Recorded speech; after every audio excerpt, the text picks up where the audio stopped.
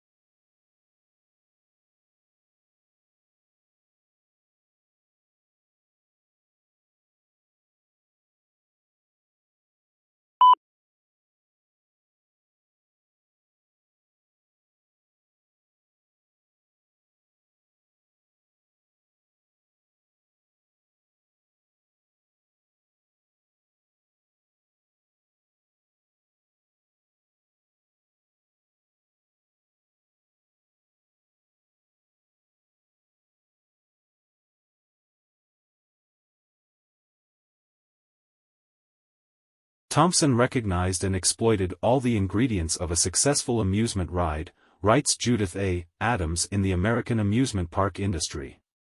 His coasters combined an appearance of danger with actual safety, thrilled riders with exhilarating speed, and allowed the public to intimately experience the Industrial Revolution's new technologies of gears, steel, and dazzling electric lights.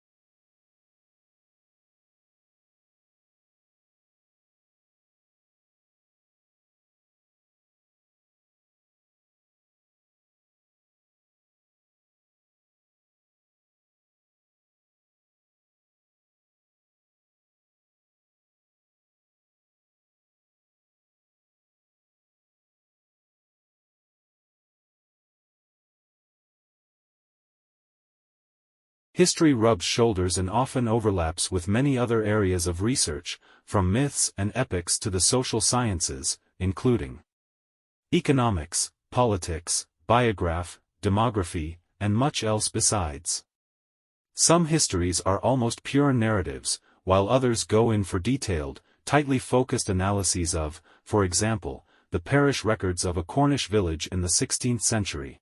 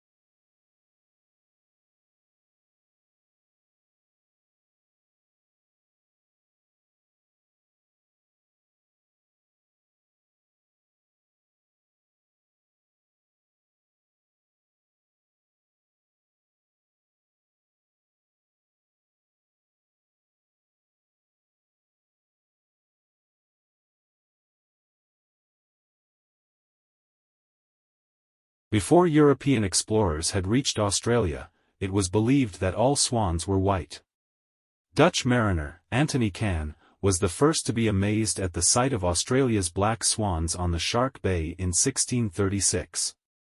Explorer Willem de Vlaming captured 2 of these creatures on Australia's Swan River and returned with them to Europe to prove their existence. From that point on, black swans and Australia have been closely linked.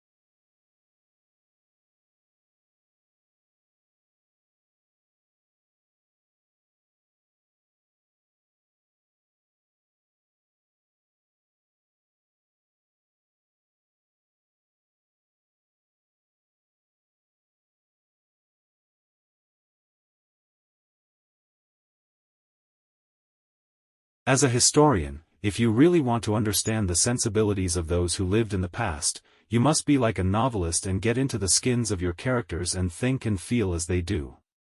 You are asked to imagine what it's like to be a peasant in medieval times, asking the sort of questions a peasant might ask. What the writer is saying is that a historian needs imaginative sympathy with ordinary people in the past.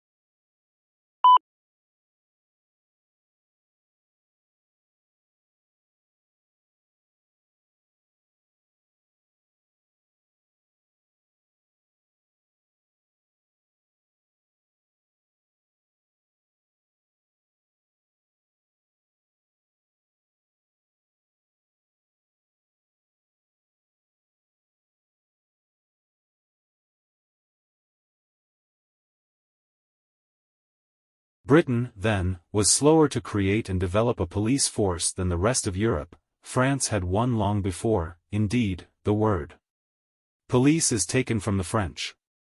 This fact was not unimportant, as the very idea of a police force was seen as foreign, that is, French, and particularly undesirable, and was generally regarded as a form of oppression.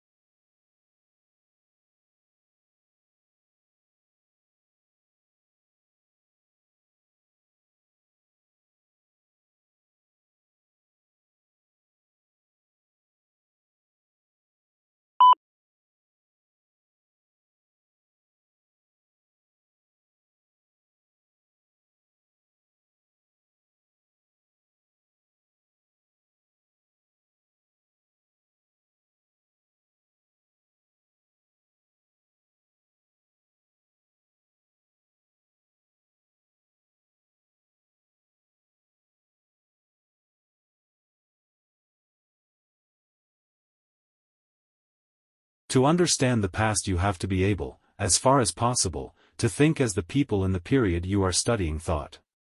The example of what it must have been like to be a peasant in the Middle Ages issued. However, sensibilities change over time and we can't completely throw off the mentality of the present. Therefore, every age will have a slightly different perspective on the same period of the past, no matter what the facts are.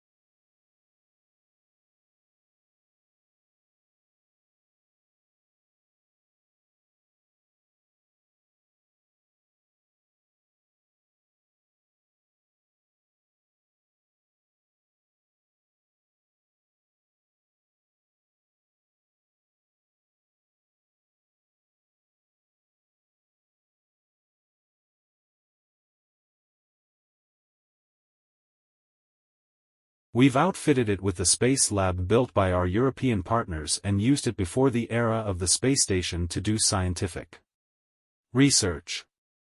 We used it as part of our partnership with the Russians, which is still continuing, first as part of the Mir space station, where we actually prolonged the useful life of Mir by several years through logistical supply visits with the shuttle.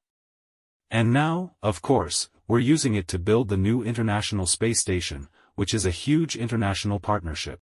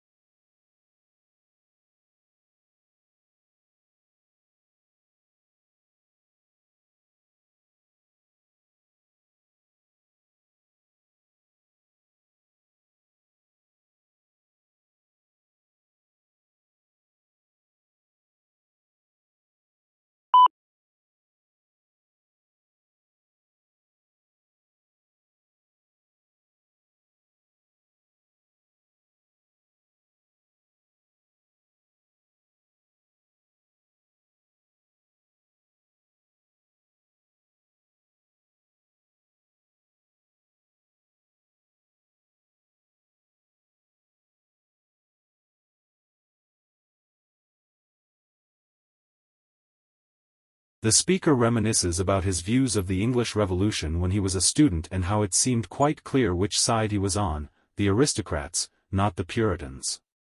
Later he realized there was more to it than that, and there were several ways of interpreting the revolution, as a struggle between the king and parliament, as a class war, or as an unpredictable situation without clear sides.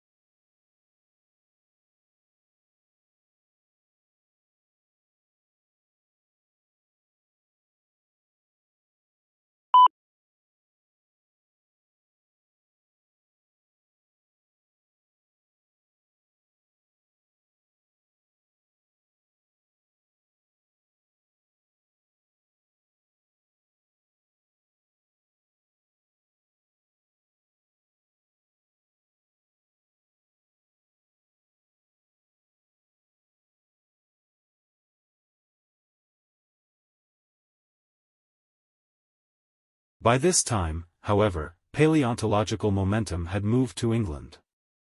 In 1812, at Lyme Regis on the Dorset coast, an extraordinary child named Mary Anning, aged 11, 12 or 13, depending on whose account you read, found a strange fossilized sea monster, 17 feet long and now known as the Ichthyosaurus, embedded in the steep and dangerous cliffs along the English Channel.